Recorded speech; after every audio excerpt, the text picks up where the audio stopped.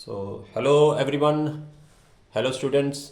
बेटा आज हम जो इम्पोर्टेंट क्वेश्चंस डिस्कस करने जा रहे हैं वो चैप्टर नंबर 1 रियल नंबर्स के हैं, जो बोर्ड पॉइंट ऑफ व्यू से बहुत ज़्यादा इम्पोर्टेंट हैं। और बेटा इन क्वेश्चंस में हमने जो है ज़्यादा कंसेप्ट नहीं है, इसमें ज़्यादा मतलब कि मटेरियल नहीं है जो ज़्यादा क्वेश्चंस आते हैं बोर्ड एग्ज़ाम्स में, तो कुछ ही क्वेश्चंस अपन हम लोग डिस्कस करेंगे। तो इसमें बेटा सबसे पहले जो है हमने एचसीएफ और एलसीएम के बारे में कंसेप्ट समझना है जो है।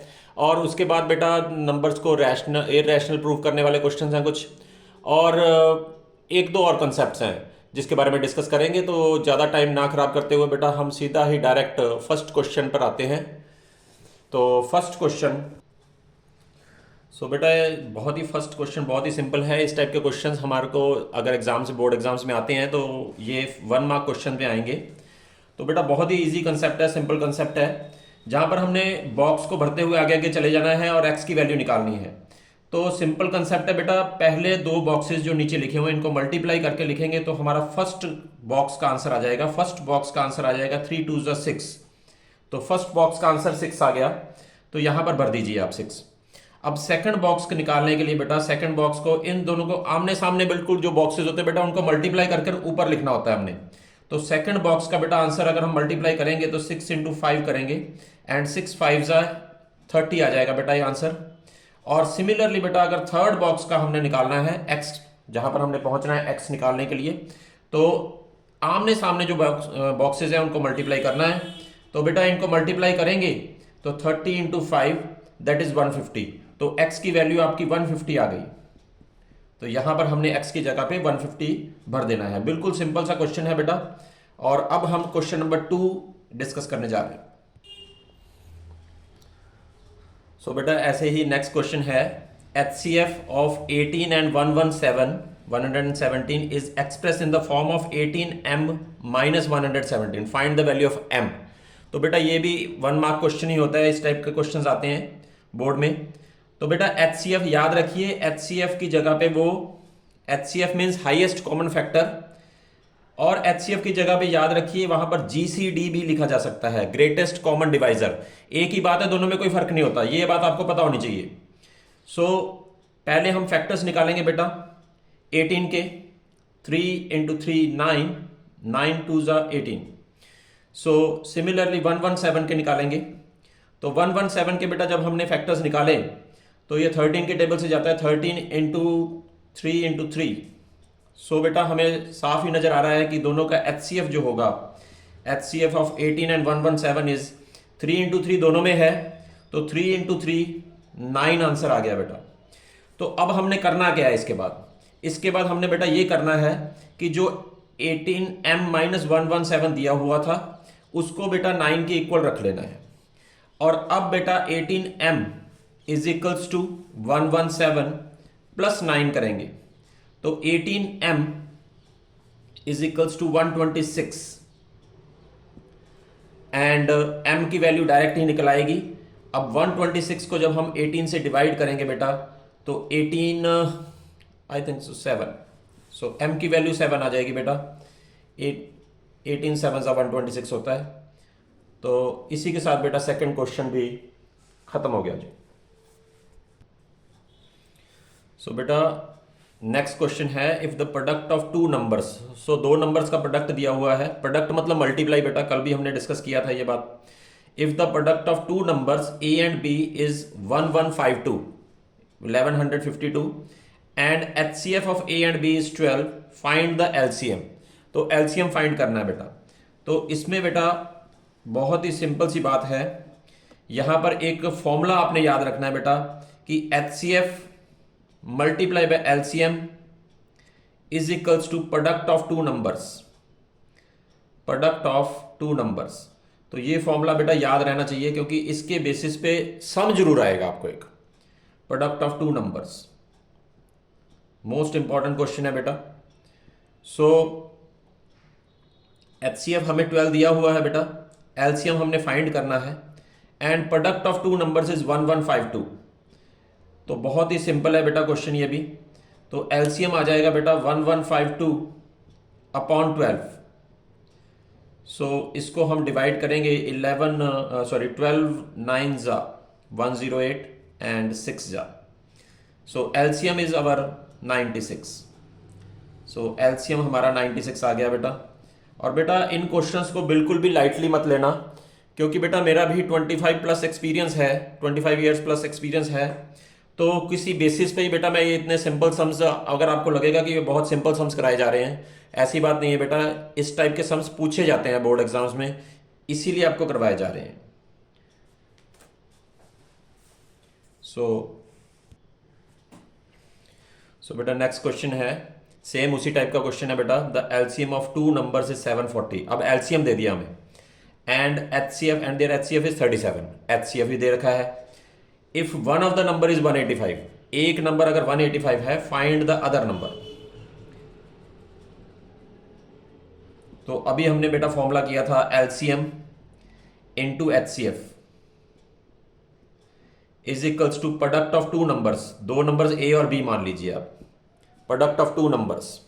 तो एलसीएम आपको 740 दिया हुआ है बेटा, एंड एचसीएफ इज 37, और वन नंबर दिया हुआ है आपको 185,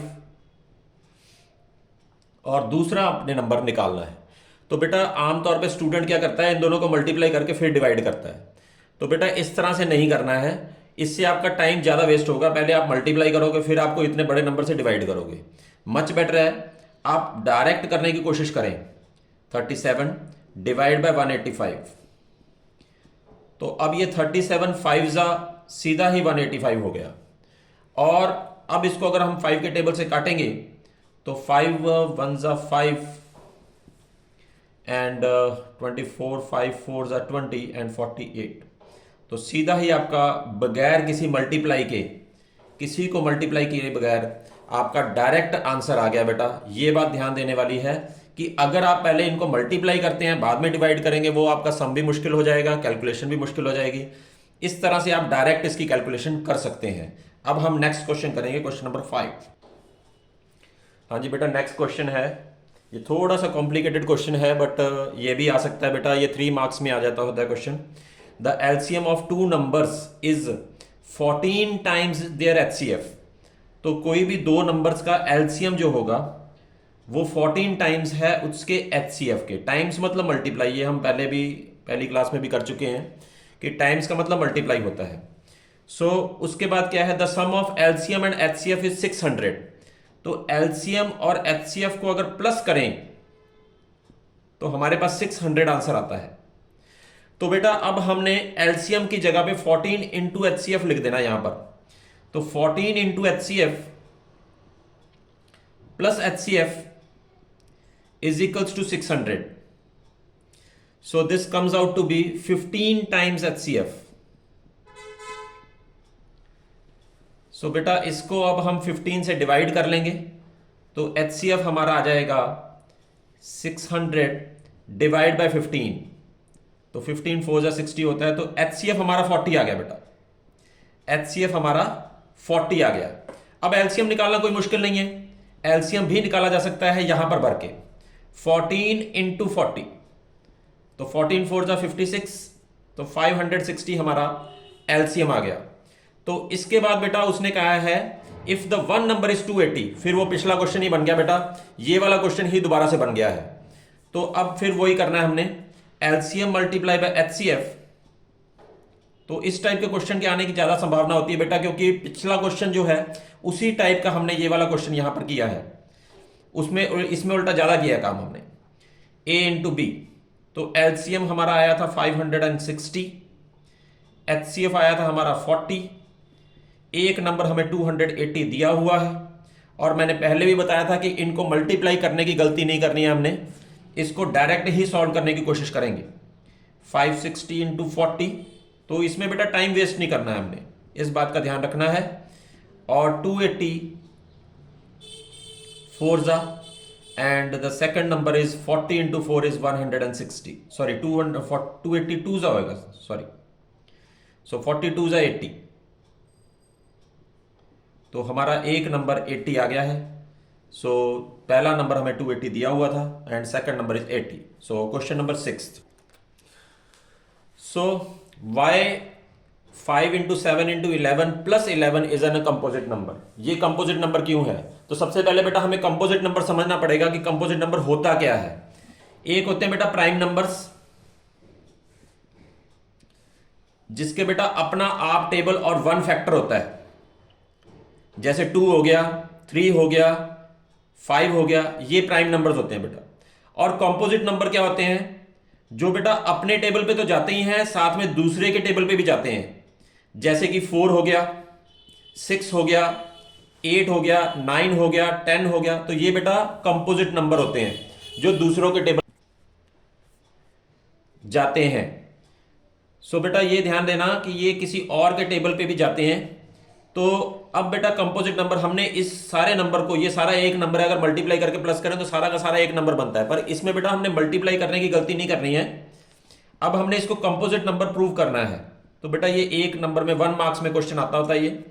सो बेटा ध्यान से देखिए, ये सारे मल्टीप्लाई हो रहे हैं, यहां पर एक नंबर अलग से है, तो इनमें से हम 11 कॉमन निकाल सकते हैं।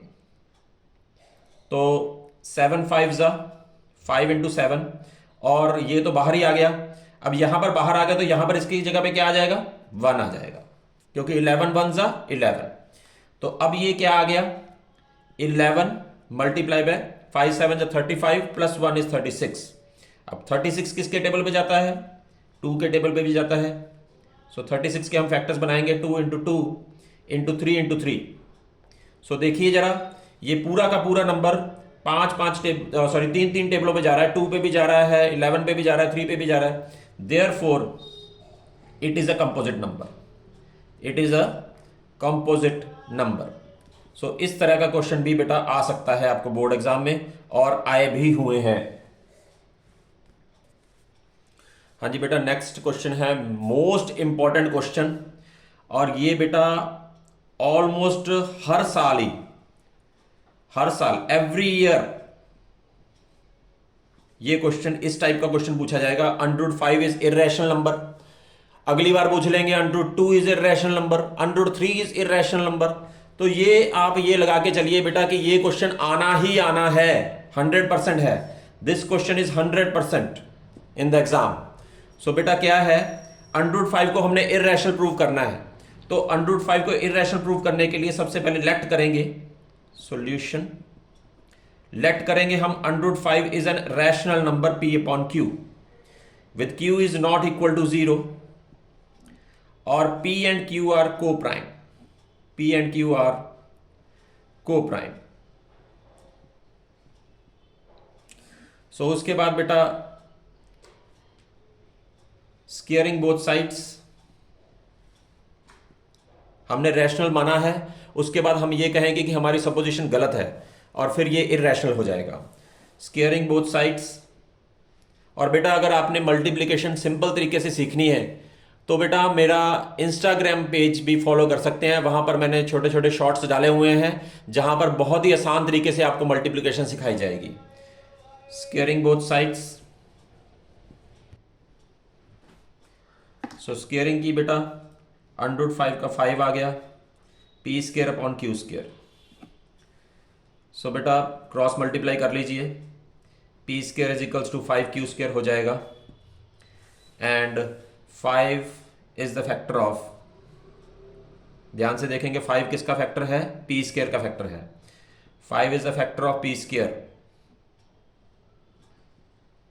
याद रखिए बेटा कि को प्राइम मैंने लिखा है यहां पर, और को प्राइम क्या होता है? जो इन दोनों में कोई कॉमन फैक्टर ना हो, कॉमन फैक्टर नहीं होना चाहिए। जैसे 8/9 है, प्राइम नंबर नहीं कह रहा हूं मैं, को प्राइम कह रहा हूं।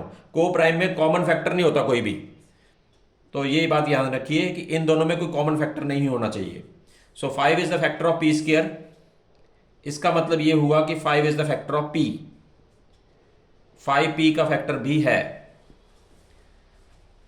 फिर आप लेट कर सकते हैं, यहां पर इसको इक्वेशन नंबर 1 लिखिए, लेट करिए p is equals to 5r, क्योंकि p 5p का फैक्टर है तो p is equal to 5r let किया जा सकता है। अब हमने इसको इक्वेशन 2 की वैल्यू को फर्स्ट में भरना है। Put the value of equation 2 in 1। तो यहां पर भर दीजिए 5r। तो 5r का square is equal to 5q² हो गया। तो ये 25r² आ गया इज इक्वल्स टू 5q²। तो इसको 5 से डिवाइड करेंगे हम, 25 को 5 से डिवाइड कर दीजिए नीचे लाकर। तो 5r² is equals to q² आ गया। तो ध्यान से देखिए, 5 इज द फैक्टर ऑफ, अब 5 किसका फैक्टर हो गया? 5 is the factor of q²। This means 5 is the factor of q। इसका मतलब 5q का फैक्टर है, 5p का फैक्टर भी है। पर मैंने शुरू में यह कहा था कि दोनों में कोई भी कॉमन फैक्टर नहीं होना चाहिए, पर 5q का फैक्टर भी है और p का भी है। दिस इज इम्पॉसिबल, ये हो नहीं सकता, क्योंकि शुरू में ही हमने मान लिया था कि p and q are co prime. This is impossible.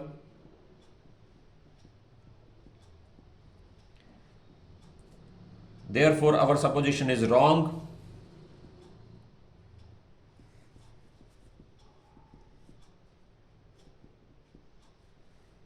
ये 4 मार्क्स में आता है बेटा क्वेश्चन, दोनों को दोनों पार्ट आएंगे आपको।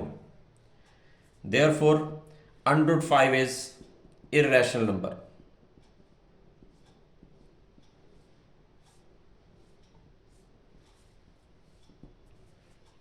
अब इसका सेकंड पार्ट बेटा, सेकंड पार्ट भी है 3 + 2 √5। इसको बेटा हमने इरेशनल प्रूव करना है, तो लेट करेंगे बेटा फिर से p/q। पर याद रखिए यहां पर अब हमने √5 इरेशनल नंबर जो प्रूव किया है उसकी हेल्प से करना है। जब भी बेटा मैथमेटिक्स में एक बात लिखी होगी कि हैंस प्रूव दैट, इसका मतलब है जो ऊपर वाला रिजल्ट है उसकी हेल्प से हमने प्रूव करना होता है। हैंस लिखा हो, दस लिखा हो, तो इन दोनों कंडीशंस में आपने ऊपर वाले रिजल्ट की हेल्प लेनी होती है। q is not equal to 0 and p and q are co prime, are co prime.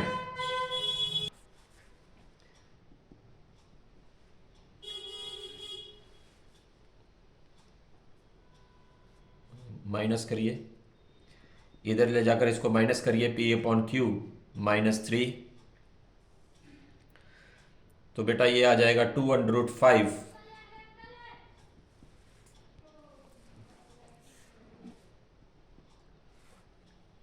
p/q। LCM ले लीजिए, 3q आ गया। अब 2 इसके डिनोमिनेटर में आ जाएगा बेटा।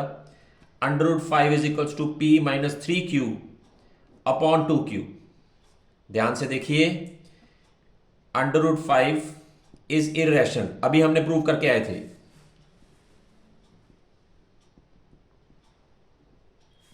And p -3q upon 2q, क्योंकि हमने p/q को रैशनल माना था, तो ये सारा भी रैशनल होगा बेटा, इज रैशनल। और ये बात भी ध्यान रखिए बेटा कि रैशनल और इरेशनल सेम बराबर नहीं होते कभी भी। तो p -3q upon 2q is not equal to √5। Sorry, ऐसे ना लिखकर ऐसे लिख दीजिए, rational number is not equal to irrational number. Rational number is not equal to irrational number।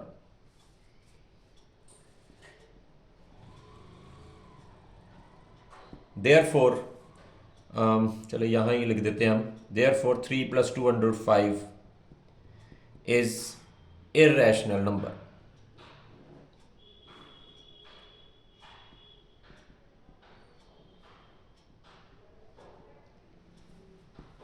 तो ये बेटा सारे के सारे हमने 7 इंपॉर्टेंट क्वेश्चंस डिस्कस किए हैं आज, और सबसे ज्यादा इंपॉर्टेंट लास्ट क्वेश्चन है बेटा।